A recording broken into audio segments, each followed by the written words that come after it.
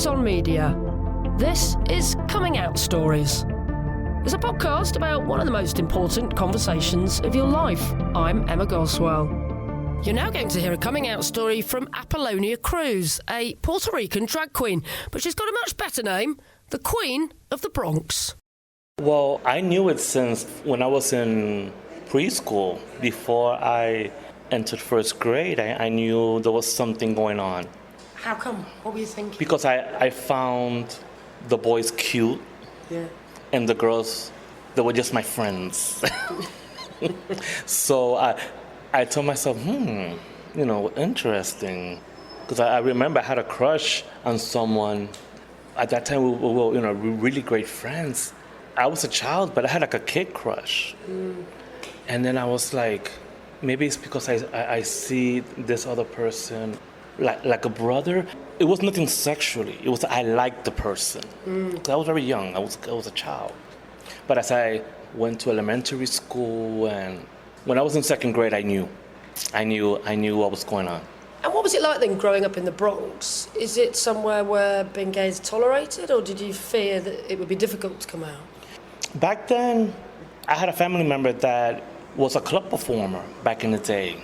She used to perform in this club called Escuelita, way back in the 70s. So my family was, they accepted it.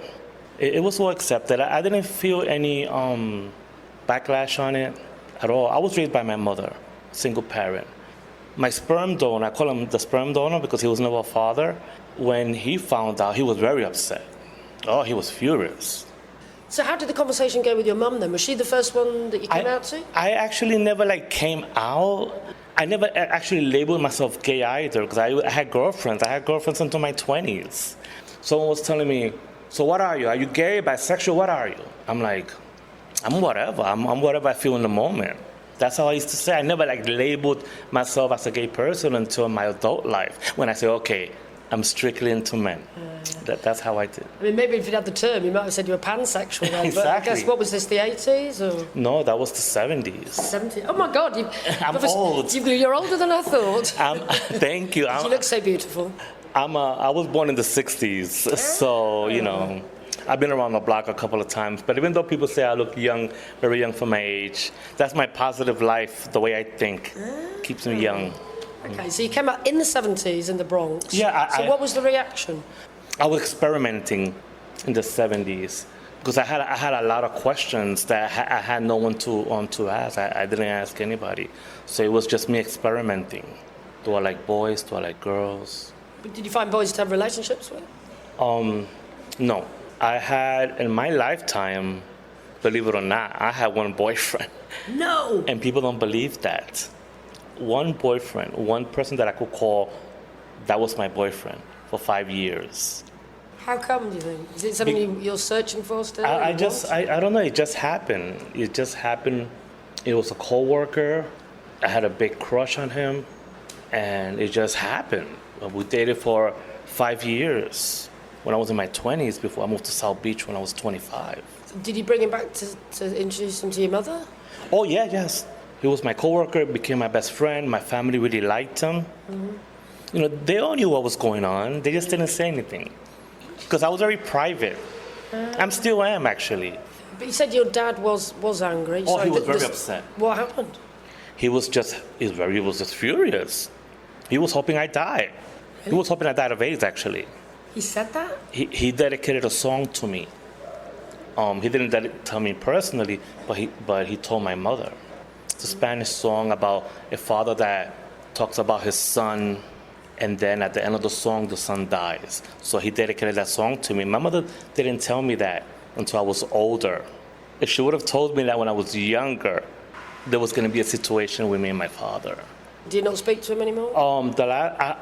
I don't mind telling my age. I'm 54, and I've seen that man less than 20 times in my life. Well, partly the reason why I didn't realise you were 54 is that you're wearing quite a lot of makeup right now and the most amazing dress and wig. Talk us through the dress, though. Well, this dress, I designed it 18 years ago. I was invited to be part of the Puerto Rican parade on Fifth Avenue in Manhattan. I was gonna headline the float because each float has their entertainer or music act. So they had me teamed up with a Spanish entertainer. So I said, I have to design a dress for the Puerto Rican parade. So that's how it came about. Are you Puerto Rican? My parents, yes, they were born and raised in Puerto Rico.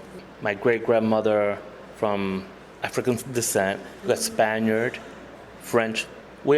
I normally describe myself as a mutt. You're multicultural, not a mutt. But in New York City, in the Bronx, in the ghetto, it was like, oh, you're a mutt. I'm like, yes, I'm proud of it. Because my mom always told me, when people ask you where you're from, yes, she was born in Puerto Rico, her mother was born in Puerto Rico, but her mother's mother wasn't born in Puerto Rico. She tried to educate us about our history, how we came to.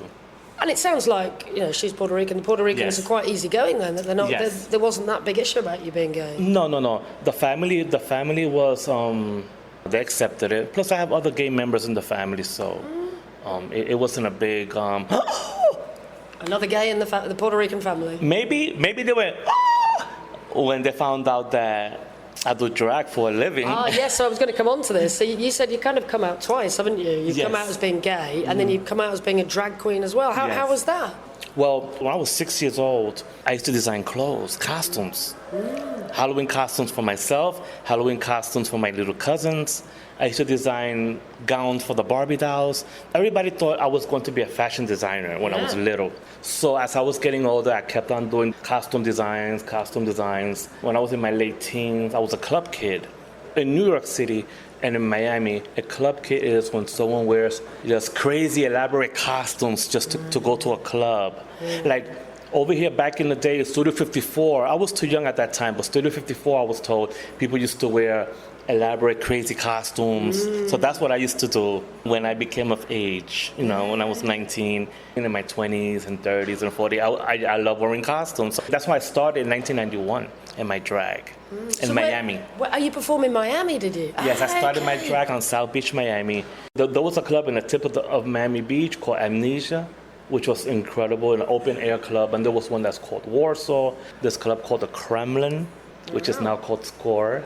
And you know what's the fun part? That the legendary drag entertainers from that era remember me from back then because we all started at the same time.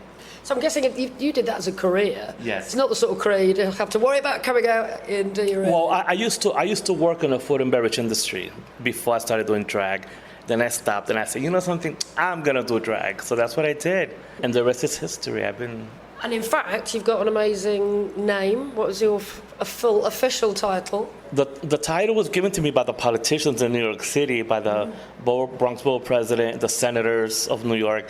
They called me the Queen of the Bronx because I'm the one that gets hired to emcee all the events, the majority of the events in New York City, in the Bronx. Plus, I also produce my own events. So you're like the most out person in the Bronx, really, aren't you? One of. There are a couple of entertainers that I admire and I looked up to. One of my friends, her name is Tyra Allure. She's amazing.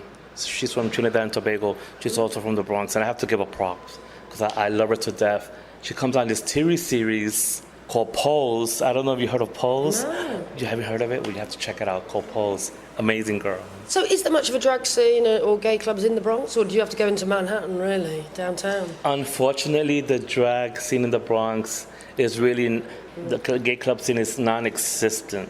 They do try to do it, but it's just not picking up.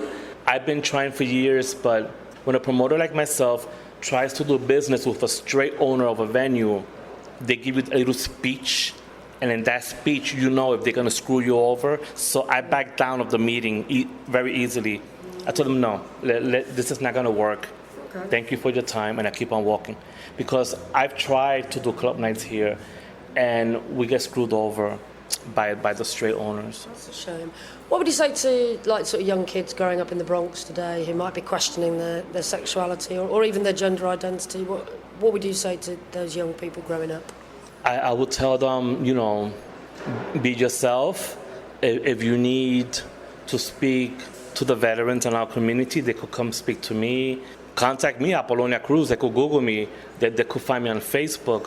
When I produced Bronx Gay Pride Festival for 7 years. They do have a Bronx Pride. Yes, right. I am the producer, director of it.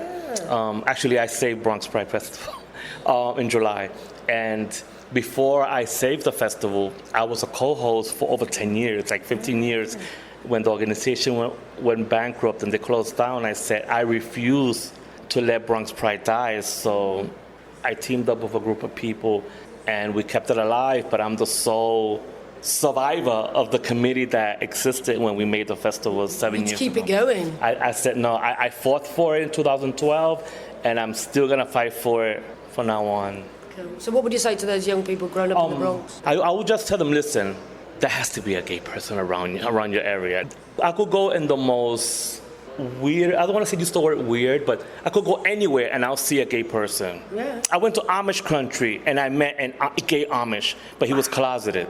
Yeah, not surprised. But I could spot them a mile away. No, you got good gaydar. My gaydar is like above average. We need to go out on the pool because my gaydar is terrible. Maybe you need some adjusting on it. You need some tweaking. So no, when I produce Bronx Pride, or I do Christmas in July, I celebrate Christmas in July also. Right. It's like I call it Bronx Pride Part 2.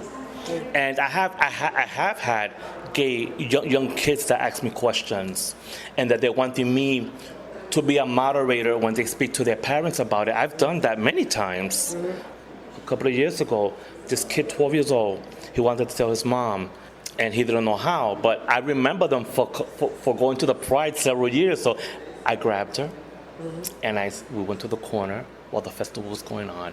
And I asked her, do you love gay people? She said, yes. Then I looked at him and I go ahead, tell her. And he did? Yeah, he was crying. Mom, I'm gay. And you know what she said? I knew, my love. I always knew.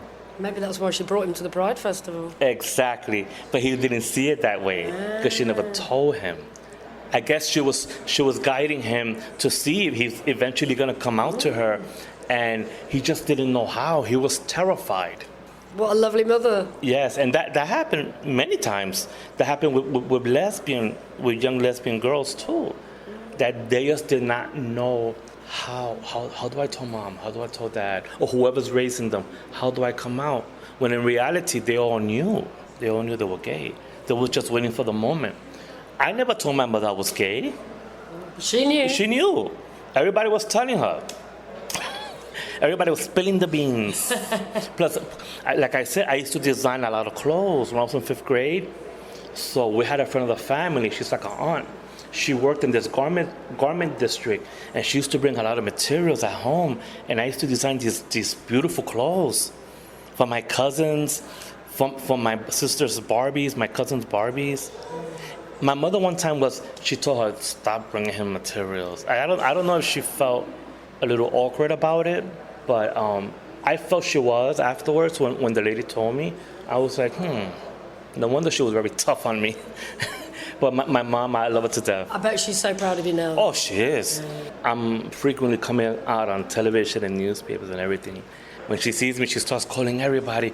Oh, everybody calls me Apple, even my family. My mother would say, she'll call my brother, Apple's on television. Oh, your brother's on television right now. Everybody's tuning in and watching. And she's very proud of me. But before I end this, my growing up wasn't all roses. You know, it was rough. It was rough for me because, like I said, I was very private and I just dealt with it on my own. You know, but I have no regrets in life. I'm happy what I do, and thank you so much for the interview. A huge thank you to Appollonia Cruz, aka Queen of the Bronx, and thank you for talking to us while wearing a splendid frock and possibly being the best dressed person to appear on Coming Out Stories. I'm Emma Goswell, and Coming Out Stories is a What Goes On media production. In the next podcast, you'll hear from Carlton. For some inexplicable reason, I'll never know why, I just said, pass me the sprouts, where's the gravy? I'm a homosexual.